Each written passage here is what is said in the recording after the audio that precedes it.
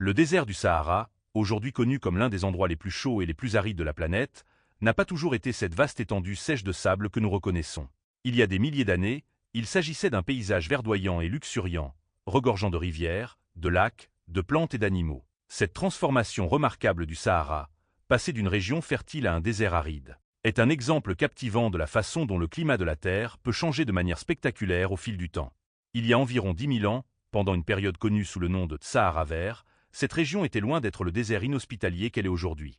Des changements dans l'orbite de la Terre ont provoqué des modifications dans les schémas de mousson, apportant de fortes pluies au nord de l'Afrique. Ainsi, ce qui est maintenant le Sahara était couvert de prairies, de savanes et de lacs, soutenant une grande diversité de formes de vie, y compris des animaux comme les hippopotames, les éléphants et les crocodiles. Les preuves archéologiques montrent que des civilisations humaines anciennes y prospéraient.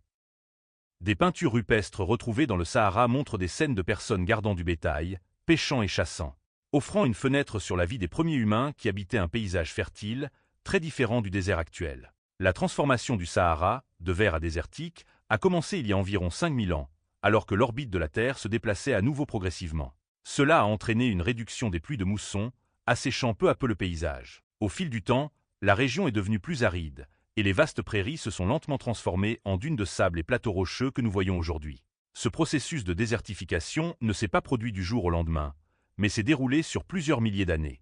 À mesure que les pluies diminuaient et que la terre s'asséchait, les rivières et les lacs s'évaporaient, et la végétation disparaissait progressivement. Les personnes et les animaux qui prospéraient autrefois dans la région ont été contraints de migrer vers des zones plus hospitalières, comme la vallée du Nil, qui est devenue un berceau de la civilisation égyptienne ancienne.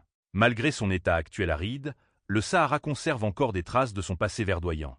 Sous les sables du désert, des chercheurs ont découvert d'anciens lits de rivières et les vestiges de grands lacs. L'un des exemples les plus frappants est le lac Méga-Tchad, qui était autrefois l'un des plus grands lacs du monde, mais qui s'est depuis asséché. Des fossiles de poissons et d'animaux ayant autrefois peuplé le Sahara vert témoignent également de la riche histoire écologique de la région.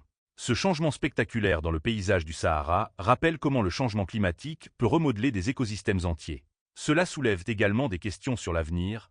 Le Sahara pourrait-il redevenir vert? Certains scientifiques spéculent que, avec l'évolution continue du climat de la Terre, le Sahara pourrait à nouveau connaître davantage de précipitations et subir une nouvelle transformation.